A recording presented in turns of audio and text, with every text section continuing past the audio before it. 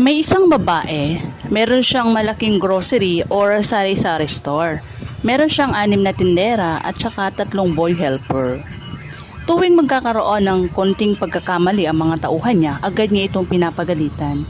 At kahit maraming tao ang namimili, patuloy niyang pinapagalitan ang mga tao niya. Pinapahiya niya yung mga tao niya once na nagkamali, kahit maliit na pagkakamali lamang. Araw-araw, lagi siyang nagagalit at araw-araw hindi pwedeng hindi niya mapapagalitan ng mga tauhan niya.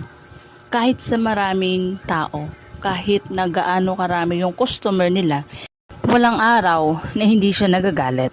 Hanggang sa lumipas ang mahabang panahon, ay ang babae, may-ari ng tindahan, ay nagkaroon ng goiter.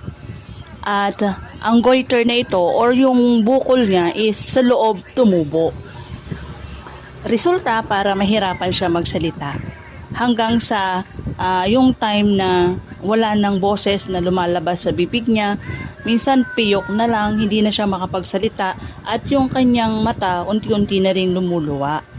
So ngayon, dito naapektuhan din ang kanyang tindahan. Unti-unting humina, pati mga tauhan niya unti-unti rin nawala hanggang sa yung tindahan niya tuluyan na rin nagsarado. Hindi kaya karma na yon sa may-ari ng tindahan, kaya siya nagkaroon ng sakit na ganon.